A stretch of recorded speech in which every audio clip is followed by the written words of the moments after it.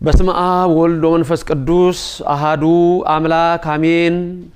በመላው ዓለም ሁሉ ያላችሁ ይህንን ምስል የምትመለከቱ የእግዚአብሔር ሰላም በሁላችሁ ላይ አድሮ ይኑር።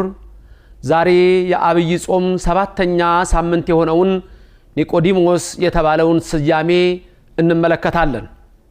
በቤተ ክርስቲያናችን በዚህ በሰባተኛው ሰንበት ላይ ኒቆዲሞስ ተብሎ ከዮሐንስ ወንጌል ምዕራፍ 3 ላይ የሚነበበው የወንጌል ቃል እንዲህ ይላል። በመጀመሪያ ኒቆዲሞስ ተብሎ የተሰየመው ኒቆዲሞስ የተባለ ምሁረ ኦሪት የአይሁድ አለቃ ሌሊት እየሄደ ጌታን እንሆ ትምህርት እየጠየቀ ይማር የነበረ የጌታ ደቀ መዝሙር ነው። በመጨረሻም ይህን ክብሩን እግዚአብሔር አይቶለት በአርማቴም መሴፋ ከነበረው እንሆ ከዮሴፍ ጋራ ከባለ ጸጋው ጋራ ጌታን ለመገነዝ የበቃ ጌታን ለመንካት የበቃ ጌታን ለመዳበስ የበቃ ታላቅ ጻድቅ ነውና የዚህም ቅዱስ ሰው በረከት በሁላችን ላይ አድሮ ይኖር። ኒቆዲሞስ እሱ ነው። በዮሐንስ ወንጌል ምዕራፍ 3 ላይ አንድ ቀን ሌሊት ኒቆዲሞስ እንደለመደው ወደ ጌታ መጥቶ ሲማር እንዲህ የሚል ትምህርትን ያስተማረው። ከስጋ የተወለደ ስጋ ነው፣ ከመንፈስ የተወለደ መንፈስ ነው። ይሄን ትምህርት ነበር ኒቆዲሞስ የተማረው። ይሄም ሚስጥሩ እንዲህ ነው። ከስጋ የተወለደ ስጋ ነው፣ ከመንፈስ የተወለደ ግን መንፈስ ነው። ኒቆዲሞስ አታድንቅ፣ አንተም እንደምታስበው ሰው ወደ እናቱ ማህፀን ዳግመኛ ገብቶ አይወለድም። ከመንፈስ መወለድ ማለት ግን ከውሃና ከመንፈስ መወለድ ጥምቀት ነው አለው። ዳግመኛ ልትወለዱ ያስፈልጋችኋልም ስላልኩ አታድንቅ አለው። ስለዚህ ክርስቲያኖች ከዚህ ትምህርት የምንረዳው የሰው ልጅ ሁለት ልደት አለው። በመጀመሪያ አምላካችን ሁለት ልደት እንዳለው ኢየሱስ ክርስቶስ፣ እኛም ሁለት ልደት ብቻ ነው ያለን። ኢየሱስ ክርስቶስ ሁለት ልደት ብቻ ነው ያለው። 3 የለውም፣ 1 የለውም፣ 4 የለውም። ሁለት ልደት ብቻ ነው ያለው። አንደኛ ጥንት ዘመን የማይቆጠርለት ቅድመ ዓለም ከአብ የተወለደው መወለድ ወልድ ከአብ የተወለደው መወለድ ነው። እንዲህ ማለት ግን አብ አባት በመሆኑ ልጁን ወልድን አይበልጠውም።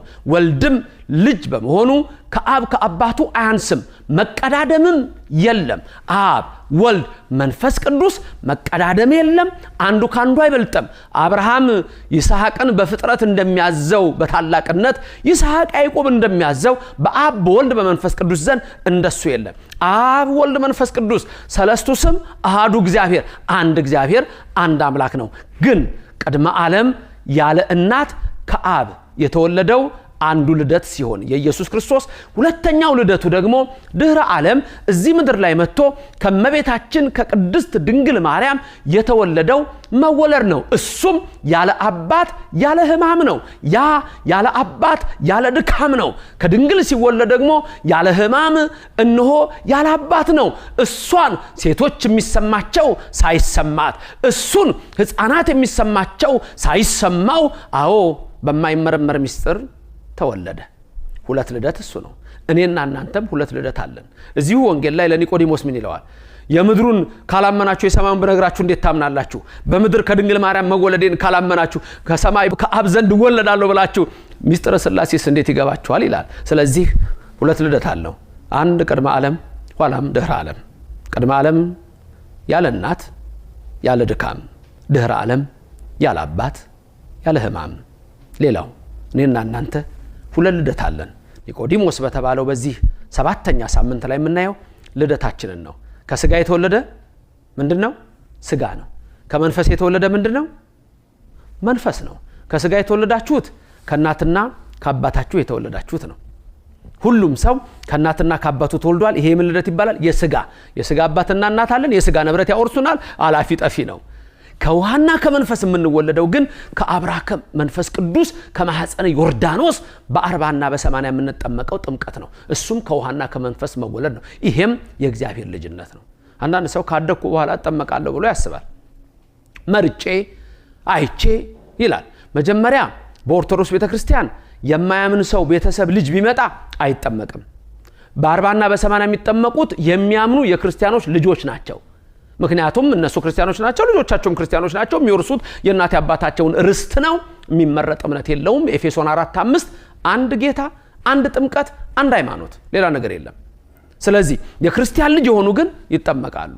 ስለዚህ እግዚአብሔር በሰጠን በዚህ ጸጋ ወንዶች በ40 ቀን ሴቶች በ80 ቀን ጥምቀትን ያገኛሉ። በ40 ቀን ለምን እንደምንጠመቀው በ80 ቀን ለምን እንደምንጠመቀው እግዚአብሔር አዳምና ሔዋንን ኤልዳ በተባለ ምድር ፈጠራቸው።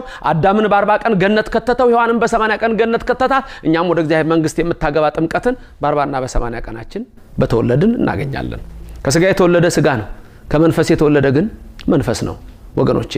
ስለዚህ ይህ በኦርቶዶክስ ቤተክርስቲያናችን የሳምንት ኒቆዲሞስ ብለን ስንጠራ ሁለቱን ልደታችንን እንመለከታለን። የጌታንም ሁለቱን ልደቶች እናስባለን። ይህ ክብራችን ነው፣ ይህ ሃይማኖታችን ነው፣ ይህ የተሰጠን ታላቅ ጸጋ ነው። ሌላው ግን ስጋዊ ሁሉ ከፉ፣ ስጋዊ ሁሉ ከንቱ፣ ስጋዊ ሁሉ አላፊ ነው። ስለዚህ የዚች ምድር ህይወት እጅግ አጭር መሆኗን ተገንዘቡ። ብዙ ሰው ለዚች አጭር እድሜው ሲሰርቅ፣ ሲያመነዝር፣ ሲዘሙት፣ ሲሰክር፣ ሲቅም፣ ሲያጨስ ይኖራል። እግዚአብሔር ልባችሁን ይቀድስ፣ ከክፉ ሐሳብም ያውጣችሁ። አንዳንዴ ያስቸግራችሁ ይሆናል ከዛ ለመላቀቅ፣ ግን እግዚአብሔር ይችላል። እግዚአብሔር ሁሉን ያደርጋል። ጸንታችሁ ከቆማችሁ እግዚአብሔር ይቀድሳል።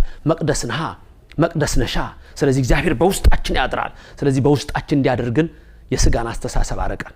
ሮሜ 12 ቁጥር 1 ወንድሞቼ እህቶቼ ይሄን ዓለም አትምሰሉ፣ በልባችሁ መታደስ ተለወጡ ይላል። በልብ መታደስ፣ የልብ መቀደስ፣ ይህንን ነው እግዚአብሔር የሚሻው። ስለዚህ ከስጋ የተወለደ ስጋ ነው፣ ከንቱ ነው የሚሆነው የስጋው ነገር።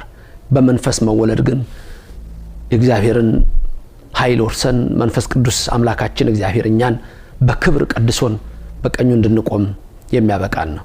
7ኛው ሳምንት ኒቆዲሞስ ይህን የሚያሳይ ነው። ባላችሁበት ሁሉ እግዚአብሔር በልባችሁ ይንገስ፣ ካለባችሁ መከራና ስቃይ ሁሉ ያድናችሁ፣ ከክፉም ማሰራር ይሰውራችሁ። አዎ ከስጋ የተወለደ ስጋ ነው፣ ከመንፈስ የተወለደ መንፈስ ነው።